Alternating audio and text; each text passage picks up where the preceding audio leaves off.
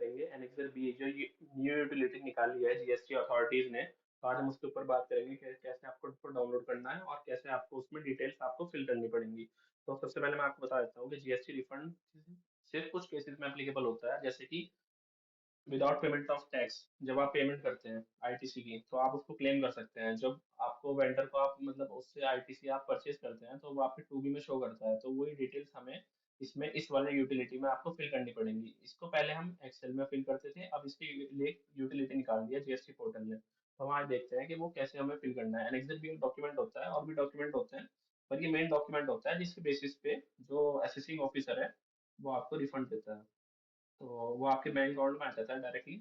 ऐसे export of goods and services और payment of tax, ये सिर्फ कुछ केसेस में एप्लीकेबल होता है। इन केसेस में आपको अपने बैंक अकाउंट में ये वाली अमाउंट आईटीसी का आपको मिल सकता है, पर बाकी केसेस में आपको अकाउंट में नहीं होता है, आपको सिर्फ सेट ऑफ फैसिलिटी मिलती है बाकी के केसेस में। सबसे पहले हम पीरियड सेलेक्ट कर लेंगे। अब ये एक न्यू एंटिटी है, तो इसलिए हमारे पास पास पीरियड नहीं आ रहा है। अब सबसे पहले हम यहाँ पे ये पूछ रहा है आपसे कि आपको रिफंड फाइल करना है, तो हम कहेंगे यस। अब इसके बाद ये बता रहा है कि एक रिफंड एप्लीकेशन पॉलिसी बनी हुई है। एक सेकंड, हम देख सकते हैं, आपने ओपन कर लिया है। अब इसमें आपको दिख रहा है कि स्टेटमेंट 3B और स्टेटमेंट एनेक्सर बी। अब यहाँ पे आपको देखना है कि हमें जो हम आज बात कर रहे हैं वो एनेक्सर बी की बात कर रहे हैं। तो सबसे पहले मैं आपको यहाँ से आप डाउनलोड कर लेंगे। अब आप इसमें इसको फिल करनी पड़ती है डिटेल, जो कि आपने वेंडर से परचेज किया है उसकी डिटेल्स वगैरह फिल करनी पड़ती है। तो मैं आपको दिखा देता हूँ वो कैसा होता है यूटिलिटी। तो ये है वो यूटिलिटी जो कि जीएसटी अथॉरिटी ने आपको अब दी है। पहले हमें एक्सेल प्रोवाइड करना पड़ता था उनको, जिस बेसिस पे वो हमें रिफंड बैंक अकाउंट पे अपने हमें फैच करेंगे डिटेल्स। तो सबसे पहले हमें एसआर नंबर, यहाँ पे आपका सीरियल नंबर चल जाएगा यहाँ पे। उसके बाद आपको टाइप ऑफ इनवर्ट सप्लाई, यहाँ पे आपको इंपोर्ट है या फिर आपने क्या करा है। जैसे कि सपोज करिए आपने नॉर्मल टैक्स पेयर से अगर चीजें परचेज करी हैं, तो आप इस कैटेगरी में फॉल करेंगे, inward supply from registered person. आप यहाँ पे कैटेगरी सिलेक्ट करके आपको वन बाय वन ये वाली चीज फिल करनी है। अगर आपको सपोज करिए ज्यादातर रजिस्टर्ड पर्सन ही है, यही कैटेगरी है, तो आप कंट्रोल डी से डायरेक्टली ये कर सकते हैं। आप कंट्रोल डी से कॉपी पेस्ट हो जाएगा डायरेक्टली, ड्रैग डाउन हो जाएगा उसमें, फिर आपको कोई ऐसी दिक्कत नहीं है सच। फिर आप टाइप ऑफ डॉक्यूमेंट में आप सिलेक्ट कर सकते हैं, यहाँ पे आके आपका इनवॉइस है, डेबिट नोट है, क्रेडिट नोट है, आप यहाँ से सिलेक्ट कर सकते हैं। तो इसमें आपको क्या होता है ना कि आपको डेबिट और क्रेडिट नोट भी देने पड़ेंगे, मतलब हमें जो रिफंड मिलेगा वो आपको नेट ऑफ अमाउंट का मिलता है हमेशा। ये नहीं है कि आपने मतलब जो वेंडर से परचेज किया उतने अमाउंट का, अगर उसको कोई क्रेडिट नोट या डेबिट नोट है तो उसका इफेक्ट नेट इफेक्ट लेके ही आपको रिफंड मिलेगा। फिर आप उसका जीएसटी मेंशन करेंगे, name of the supplier mention करेंगे, और आप इसमें डॉक्यूमेंट नंबर और बिल ऑफ एंट्री, इसका मतलब है इनवॉइस नंबर, ये आप मेंशन कर देंगे यहाँ पे।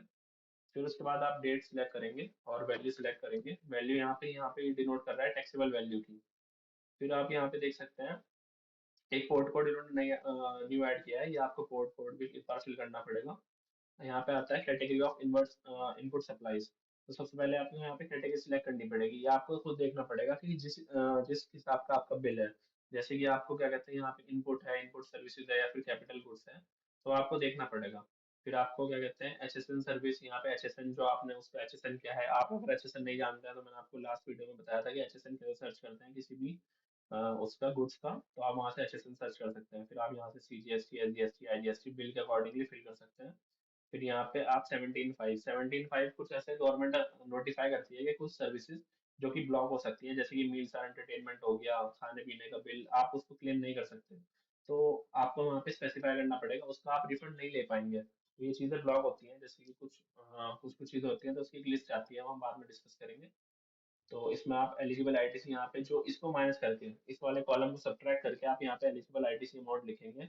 ऐसे ही यहाँ पे ये एलिजिबल आईटीसी है नहीं, यहाँ पे यस नो टिक करेंगे। पार्शियली भी यहाँ पे इन्होंने ऑप्शन निकाल दिया है, नया ऑप्शन है ये। पार्शियली उनके केसेस में होता है, जैसे कि आप सपोज करिए इंश्योरेंस का होता है। इंश्योरेंस का क्या होता है ना, आप जो जीएसटी 3 फाइल करते हैं तो उसको 4B2 में दिखाते हैं, मतलब हम उसको टेम्पररी ब्लॉक रखते हैं, मतलब उस चीज को, कि बाद में हम उसको क्लेम भी कर सकते हैं। तो ये चीज पार्शियली उस चीज का है। अब यहाँ पे अमाउंट लिखेंगे हम, अमाउंट ऑफ एलिजिबल आईटीसी कितनी है, इन एलिजिबल कितनी है, और टू बी कौन से मंथ में आपने उस वेंडर को फाइल, मतलब उस वेंडर ने फाइल किया है, ताकि टू बी पीरियड में वो दिख रहा है। तो आप यहाँ पे ये सब डिटेल फिल करके, और ऊपर ये वाला नीचे से ही मतलब इसका टोटल करके आप ऊपर लिख देंगे ये चीज। तो यहाँ पे आपका नेट आईटीसी उतना आएगा जितना आप क्लेम करना चाहते हैं आफ्टर रिवर्सल्स। इसका मतलब है कि आपने कोई क्या कहते हैं, जब आपने क्रेडिट नोट या डेबिट नोट इशू तो नहीं किया है उसके अगेंस्ट, या फिर 17.5 का कोई ब्लॉक अमाउंट तो नहीं है। तो वो सब उसके बाद आपको नेट अमाउंट लिखना है और ऊपर आपको बेसिक डिटेल लिखनी है, जैसे जीएसटीआईएन हो गया या फिर रिटर्न पीरियड हो गया, रिटर्न पीरियड कब से कब तक का आपने जब तक का फाइल कर रहे हैं वो आपको लिखना है। और उसके बाद क्या कहते हैं, आपको यहाँ पे create a file to upload करके आपको एक फाइल जेसन फाइल एक बन जाएगी। उसके बाद डायरेक्टली आपको पोर्टल पे जाके अपलोड का ऑप्शन मिल जाता है, वहाँ पे आप डायरेक्टली अपलोड कर दिए जाके बस। तो इस वीडियो के लिए इतना ही बस।